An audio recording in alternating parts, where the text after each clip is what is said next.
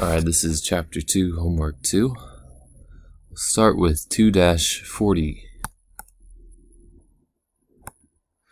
You're supposed to state the slope and the y-intercept of each line.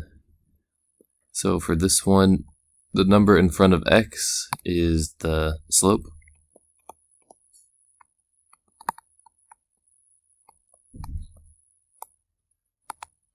And the constant, or the number at the end, the one without x, is the y-intercept. So in this case, the y-intercept would be -4. Try B. For C, C is a little trickier. Just remember that a y equals -5. When you graph that, what that's telling you is if you found -5 on the y-axis, there's going to be a horizontal line that hits the y-axis at -5. So the slope of a horizontal line would have to be 0. And where it hits the y-axis, it tells you in the equation that's the y-intercept. The y-intercept is -5. 2-41. Without graphing, calculate the slope. The idea with these is you start with the y-coordinates. Remember, it's x comma y. And you subtract. For example, the y-coordinate 5 minus the other y-coordinate 1. Call that delta y, or change in y. That's going to be 4. Then you do the x's. Make sure you go in the same direction. So we're going to go this way. We subtract the two x coordinates. That's 2 minus 4. So delta x equals 2 minus 4. And that's going to be -2. And then you calculate the slope delta y over delta x, which is rise over run. And that's going to be 4 divided by -2. 4 divided by 2 is 2. Positive divided by negative is negative. Okay, it's the same for B. Remember the origin is at 0, 0. So do that one. Same for D. How about C? A vertical line, one that is up and down and goes through this point. So if you graph a vertical line, here's the point 6, -5 over 6 down 5, and then a vertical line through that point would be straight up and down. Now if you remember, this is the second special case, and this is the one where it hits the x-axis, so it's going to be x equals, and then it hits the x-axis at 6, because that's the x-coordinate there, 6, -5. So that's the equation, but they just asked for the slope, didn't they? So the slope would be undefined. Anytime you have a vertical line, it has an undefined slope. So sorry, I guess you didn't actually need this equation. 2-49. Here's the equation. What's the slope? That's the number in front of x, which is 1/2. What's the y-intercept? It's part B. That's the number at the end. It's going to be -4. And then it says to graph it. And so to graph this, you start on the y-intercept. So for example, you'd start at -4. And then the slope is rise over run. +1 means go up 1. 2, go over to the right by 2. Up 1, over to the right by 2. Rise 1, run 2. And you'll see that it forms a linear pattern, so you connect the dots at the end, and that's how you graph a line. 2-50. I'll do B. G of -2 is equal to, it's going to be negative. Instead of x squared, I'm going to plug in negative 2. So negative x squared becomes negative 2 squared. And don't forget that with your order of operations, PEMDAS, exponent comes before. So let's do the exponent first. Negative 2 squared is actually just positive 4, because negative 2 times negative 2 is 4. And then it has a negative sign. And so that's the answer. C. F of x equals 0. Then what is x? So what they're saying here is we have f of x equals 3x minus 9. And then if f of x equals 0, then what you do is you replace f of x with 0. And the other side of this equation stays the same. Solve for x by adding 9 to each side. So you get 9 equals 3x, the 9's cancel, and then you divide both sides by that number in front of x. Divide both sides by 3, and so at the end of the day, x is 3. Alright, this one's kind of weird, g of m, so I'll do this one also. G of x is equal to negative x squared, so g of m is going to be equal to negative m squared. All you need to do is replace the x's with the letter m. And since they don't tell you what m is, you stop. That's all you can do. Alright, what number is not part of the domain? Now, I'm not going to solve this one, but I'll give you a hint. Which x value causes you to divide by 0?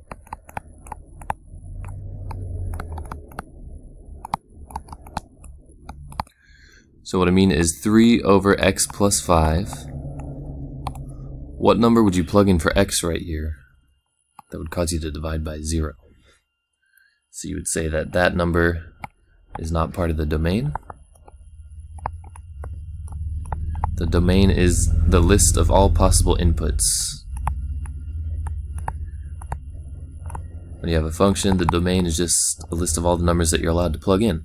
You're not allowed to plug in one number because it causes you to divide by 0. So you can figure that one out. And let's go on to 2-58. This one is mandatory. Everybody has to do it. So the first thing to notice is the race is 20 meters long. So I'm going to draw the finish line. 20 meters. Alright. Barbara thought she could win with a 3-meter head start, even though she only pedaled 3 meters every 2 seconds. So let's put Barbara, let's give her a 3-meter head start. And remember, head start is kind of like the starting value, or y-intercept. And it said she rode 3 meters every 2 seconds. So that's up 3 meters, and then over 2. Up 3 over 2. Up 3 over 2, up 3 over 2, up 3 over 2. Oops, that should be there.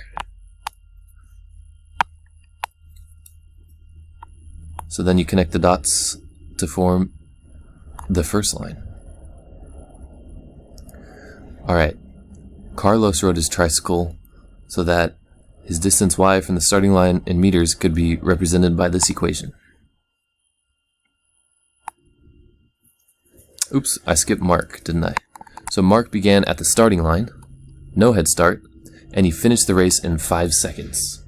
So what that tells you there is Mark started, no head start, he didn't want to cheat. He's a good guy. And then after 5 seconds, he's done. 2, 3, 4, 5. So if you count over 5 seconds, his location will be right at the finish line at 5 seconds.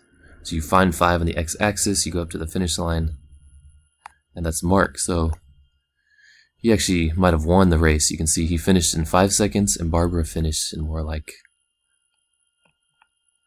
12 or 13 seconds. Alright, Carlos. Carlos rode the trike so that his equation looks like that. So you need to put in the head start of 1. Starting value is 1. And this is Carlos.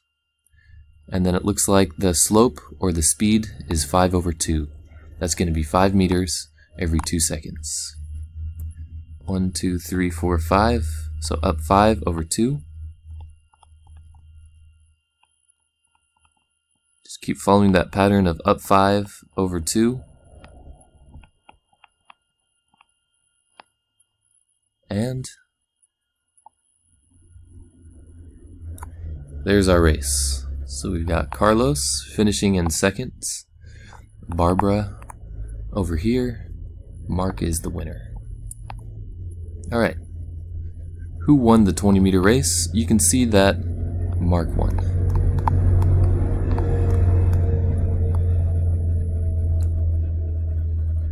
If you're confused by the same set of axes, that just means you're supposed to graph all 3 lines in the same place. Alright, so let's jump back to A. What's the dependent variable and what's the independent variable? So in math class, X is independent and Y is dependent.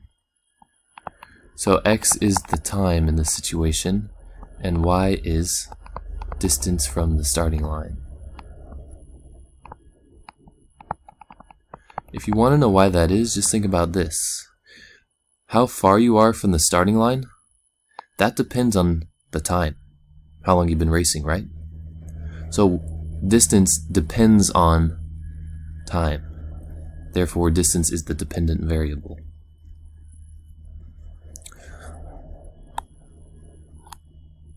Alright, part C.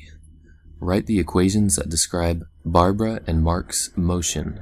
So Barbara, as you can see, got a starting value of 3. And then her speed, slope, growth, these are all the same quantity. I think it was 3 meters for every 2 seconds. And you can verify that on the graph. You can draw a little slope triangle for Barbara, and you can see that she goes over to the right 2, and she goes up 3. So if you do rise over run, it's 3 over 2. Barbara's equation is going to be 3 over 2x plus 3.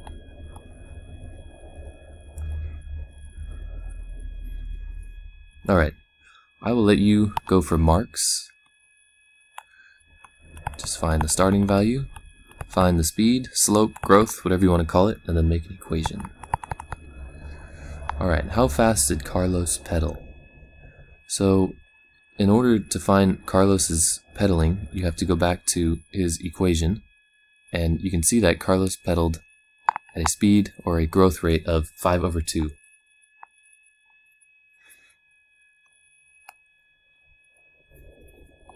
Let's use blue for Carlos. 5 over 2 meters per second, or you might want to say 2.5 meters per second. So for every 1 second, he travels 2.5 meters. Alright, when did Carlos pass Barbara? When? So that means time. So we're looking on the x-axis. Carlos and Barbara are blue and red, respectively. So if you notice, where their lines meet is at x equals 2. And what it means when it says to confirm your answers algebraically, that means you take Barbara's equation. You take Barbara's equation, which is this, as a typo. Y equals 3 over 2x plus 3. And then you take Carlos's equation, which was given to us as 5 over 2x plus 1. So Carlos was... Alright, and then what you do is you write them with an equal sign in the middle. So what I mean is you write 3 over 2x plus 3, and then you write 5 over 2x plus 1, and then you don't write the y's, you just put an equal sign in the middle. And then it's an equation, so you can solve for x. So if you're looking at the 2 x's on each side, this one is actually smaller. 3 over 2 is 1.5. Might be easier to think of it as 1.5, and this is actually 2.5. I'll rewrite it like that. Now I'm going to take away 1.5x from each side, and the reason I rewrote it is those are going to cancel. 2.5 minus 1.5. That's a lot easier to think about than with fractions. So that's just going to be 1x plus 1. And that's an equal sign. And then if you take away 1 from each side, x is equal to 2. And that verifies our 2-second answer. We solve for it algebraically, but you can also just see on the graph, 2 seconds is where the two lines intersect. Alright, 2-61. Write the equation for the tile pattern. So you're going to have to figure out the growth. I'll find the starting value for you. So for the starting value, you first need to kind of analyze what's going on. It looks like each figure is putting tiles right there with each new figure. So that means with figure 2, these are the new tiles, and figure 1 did not actually have those tiles.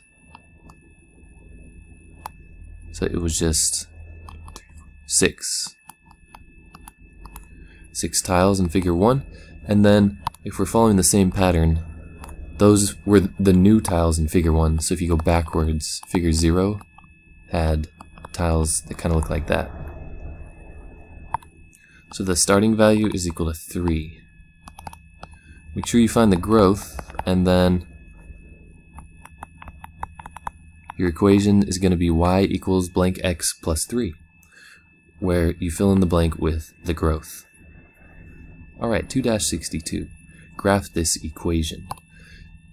That's the starting value, or y-intercept, and then the slope, or the growth, is -2. Now when the slope or the growth is a whole number, I like to put it over 1, just to remind myself. Alright, so the slope has negative, that means I'm going to go down for my rise, and I'm going to run over to the right by 1. Starting at -9. I'm sorry, starting at +9. Slope is -2, so I go down 2 and to the right by 1. Down 2 to the right by 1. Keep following that pattern. You go down 2, right 1. And once you get enough dots, you technically only need 2 dots. You connect them. That's how you graph a line. Alright, solve the equations. Looking at number... Oh, let's do B. B, I've got different size W coefficients on each side, so I'm going to subtract the smaller W. I'm going to subtract 1.5 W from each side. Those are going to form a 0 pair and cancel. So 3 equals 3 plus 0.5 W. Isolate W, make W alone. So take away 3 from both sides. 3 minus 3 is 0. Equals 0.5 W. Make W alone, so that means I need to divide by 0.5. A number divided by 0.5, those are going to cancel out. 0.5 divided by itself is just 1. And then on the left, be careful. The answer is 0. 0 divided by any number is always 0. Some people write no solution for this one when they get to that step, and that's wrong. There is a solution. The solution is 0. Okay, and D, I see on the left side I'm good, but on the right side I need to combine like terms first. So it's going to be 6x minus 21 equals 5x plus x, that's 6x plus 17. Okay, I've got x on each side, so I'm going to take away 6x. Both of them form 0 pairs, they cancel. Negative 21 equals 17, that's just not true.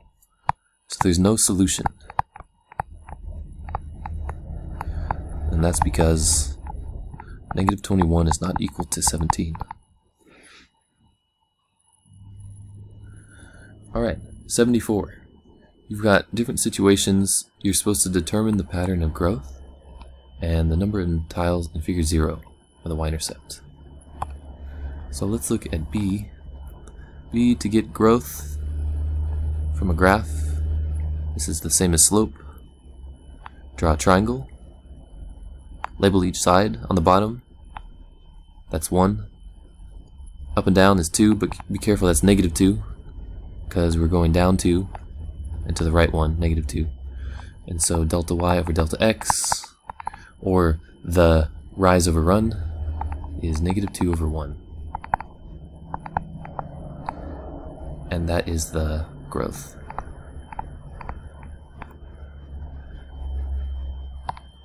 This one is pretty easy on the y-intercept. You just go where the line hits the y-axis, and that's 3.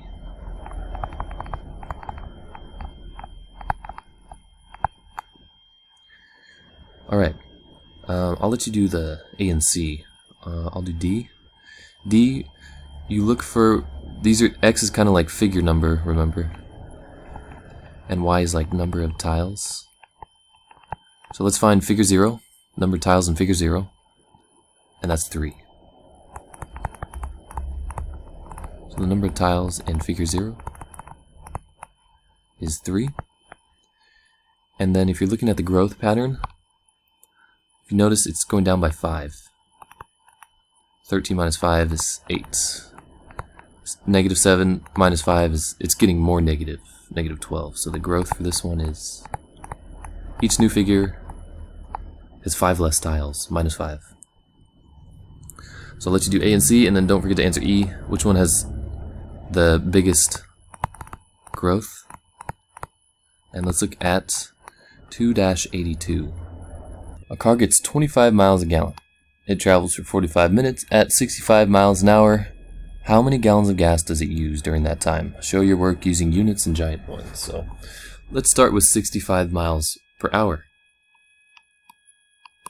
So that's 65 miles in 1 hour. And eventually, I want to have an answer like some number of gallons.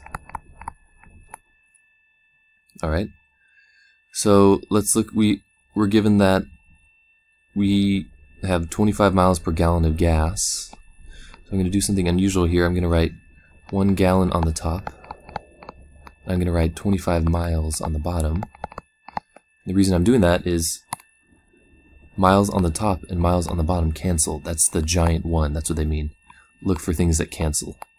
So I set up the fraction specifically to put miles on the bottom. Alright, so now if you notice, if I multiplied these, I'd get a number, and it would be gallons per hour. And that's not what I want just gallons. So what I need to do is, I need to somehow cancel out this hour. So the way I can cancel out hours is, let's multiply, in 1 hour we have 60 minutes. And the reason I did that is because, look, we know that we're traveling for 45 minutes, so we got to use that. So we need to multiply this by 45 minutes. But there's a problem. You can't just multiply by 45 minutes when the unit is hour. So you do need to convert from hours to minutes first, and that is why you include this guy. Alright, so we have an hour on the top, and we have an hour on the bottom. Those cancel out. This is technically a giant one. We've got a minute on the bottom, and we have a minute on the top. Remember, when you have a number, it's just, it's automatically, if you make a fraction, it's over 1. So a minute on the bottom, minute on the top, those cancel, and that's great. So we're left with just gallons. So we're going to do 65 divided by 25 divided by 60 times 45. So we get the calculator. That's 65 divided by 25 divided by 60, and then you multiply by 45 because it's on top of the fraction, and that's 1.95 gallons. So when the number's on the bottom, you divide, like you would divide by 25, you divide by 60, but when the number's on the top of the fraction, you multiply. So that's how that works. 2-83, identify the slope and the y-intercept.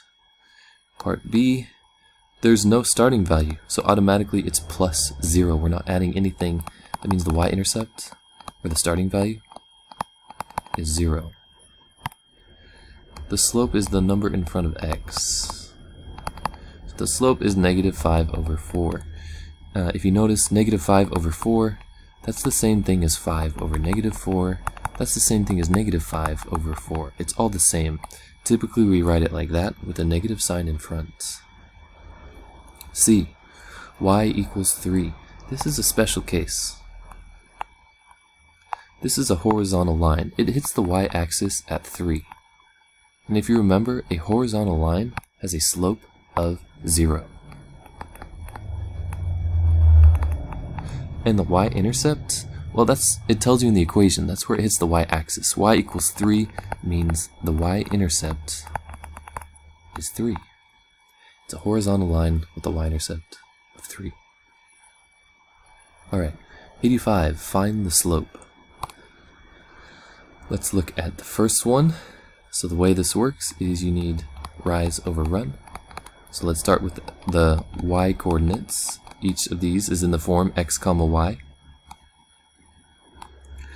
So for my y coordinates, that's going to be -1 minus 2 over, for my x coordinates, it's going to be 4 minus 1.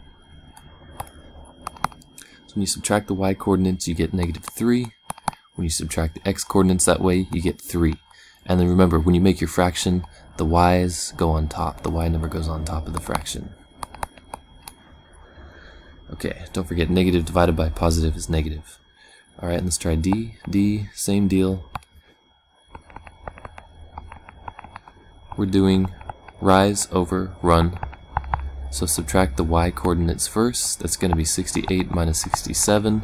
Those go on top of the fraction. And then on the bottom of the fraction, remember you have to go in the same direction. So if we did 68 minus 67, we have to do 50 minus 55. So that's going to be 1 over -5. So our slope is just -1 over 5. Alright, don't forget about E also. You need to answer E for that one. Alright, is this a function? Let's check. Here's our inputs. And for each input we have its own output. So it's yes. So our answer is going to be f of x equals... Alright, let's look at the growth. For every one figure, we add 4 tiles. So the growth is 4. Y equals 4x plus. The number of tiles in figure 0 is 4. That's our starting value, and that's our equation. To write it using function notation, remember the only thing that changes is you use f of x instead of y. Other than that, it's the same equation. Okay, 2-94. Here's a point, here's a slope. Step 1, write the equation y equals mx plus b. Step 2, put in the slope for m. Y equals 1.5x plus b. Step 3, here's a point of the form x comma y. So 32 is going to go in for y. 21 is going to go in for x. So it's y, 32 equals 1.5 times 21 plus b. So basically, y became 32, x became 21. We plugged those numbers in. 32 equals 1.5 times 21. That's going to be 31.5 plus b. And then if we want to make b alone, if we want to isolate b, we take away 31.5 from each side. And 32 minus 31.5 is 0.5. This is our starting value. They already gave us the slope. So to make an equation, it's y equals slope or growth times x, 1.5x plus starting value. I'll let you answer B. 2-98, matching. Alright, so for A, we have 1 over 4x plus 4. So we need, all of these have a starting value of 4. That's the starting value. So that doesn't help. The slope is positive, And you can see this one's going to have a negative slope. These are all positive, so that's actually pretty helpful. In fact, I can see right away that D is the only equation with a negative slope. So right away I can say D because it is the only one with a negative slope.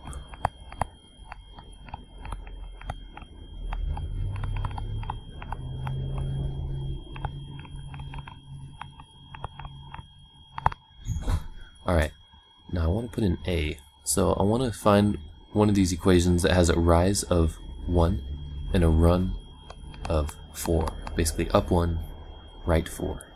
So let's see. If I'm looking at this one, careful, it goes 4, 6, 8, 10. So if I go up 1, I'm in the middle. And then if I go right 4, I'm right here. This one looks promising. Up 1, right 4. Now I'm on 8, so that's got to be the one. So this matches A because it has a rise of 1 and a run of 4. So that's kind of the explanation they're looking for. It doesn't have to be super complicated. Just do your best. 1 and 3. Finish that off. And this is D. It's a D. That's an A. Okay, 102. I think we're almost done here. So for 102, you're supposed to write the equation for that line containing the points. Be really careful with this table. It goes in the x column by 2. So it's trying to trick you. 44 minus 30 is 14. And then 5 minus 3 is 2. This is our delta y. This is our delta x. So the slope is equal to delta y over delta x. And that is 2. Okay, so that's going to be 14 over 2. You divide 14 divided by 2, and that's 7. So our equation is going to be y equals 7x. Plus, actually, we're looking for figure number 0. How many tiles do you think would be in figure 0? Well, 0 is in between negative 1 and 1. So what number would go right here in between 2 and 16? That's the starting value. So finish that one off. 2-103. Let's do a couple of these, and you can do the rest. Let's try E. This one looks interesting. We've got negative z squared. Z is 5. So negative 5 squared. Plug in 5 for z. 1 minus 2 times x. So 1 minus 2 times negative 2. Be careful of the parentheses there. And that's all over y minus x. So negative 3. Subtract. X is negative 2. So negative 3 minus negative 2. We've got a double negative. So it's going to be a plus. Okay. Negative 5 squared.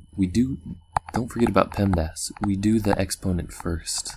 5 squared is 25. So that's going to be negative 25. Parentheses. 1. When you go inside the parentheses, do that first. We've got 1 minus 2 multiplied by negative 2. Negative 2 multiplied by negative 2. So this is actually the same as addition. We're adding 4. And it's all over. Negative 3 plus 2 is negative 1. Negative 3 plus 2 is negative 1. Alright, so thinking of order of operations, PEMDAS, P means we got to simplify the inside of the parentheses first. So it's going to be negative 25 times 5, and then we're going to divide by negative 1. Negative 25 times 5, that's just negative 125. And if you divide a number by 1, it doesn't change. However, negative divided by negative is positive. So it's 125. Let's try D. 3 times y, that's going to be 3 times negative 3. And then in parentheses, x plus x squared, so that is negative 2 plus negative 2 squared. we are plugging in negative 2 for x. That means the negative sign is going to get squared. And then let's subtract y. Let's subtract negative 3. And when you subtract negative 3, that's the same as adding 3. Okay, in the front, 3 times negative 3 is negative 9. And then in the parentheses, we have negative 2 plus negative 2 squared is just 4. And we're adding 3. PEMDAS says we do inside the parentheses first, so let's not worry about this 9 yet. It's going to be negative 9 multiplied by, if you add all these together, 4 plus 3 is 7, and 2 less than 7 is 5. So it's negative 9 multiplied by 5, and that's negative 45. Alright, last one, let's do b. b is x minus y, so that's negative 2 subtract negative 3. And when you subtract negative 3, that's the same as adding a normal 3. So it's negative 2 plus 3, or just 1.